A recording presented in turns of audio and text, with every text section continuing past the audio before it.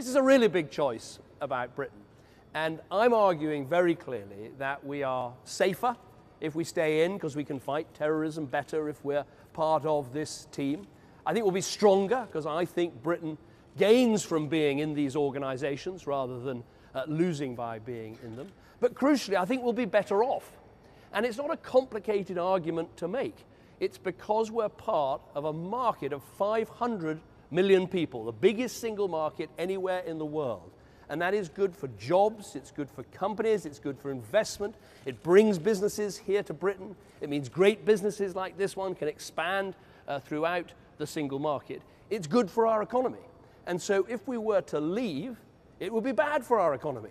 If we were to leave and the pound were to fall, which is what most people expect and what the Treasury forecast, that would put up the cost of a typical holiday for a family of 4 to a European destination by £230.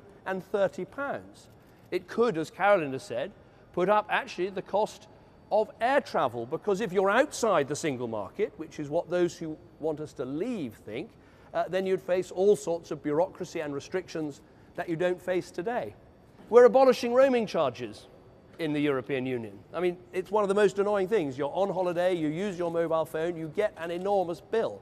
Getting rid of roaming charges could mean on a 10-minute call back to the UK, you're saving almost £4 on that 10-minute call. So I think there's some very strong retail arguments about the cost of a holiday, the cost of food, the cost of using your phone for staying in the European Union.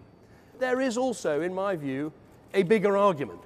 I don't believe those people who say, well, my head says we ought to stay in the European Union, but my heart says somehow we would be a prouder and more patriotic country if we were outside. I don't think that is right. I absolutely believe if you want a big, bold, strong United Kingdom, then you want to be in organisations like a reformed European Union rather than outside them. Being in these organisations doesn't diminish our standing and our strength in the world. In my view, it enhances it. So I think the big, bold, patriotic case is to stay in a reformed European Union, to fight for the sort of world that we want, rather than to stand back and be on the outside.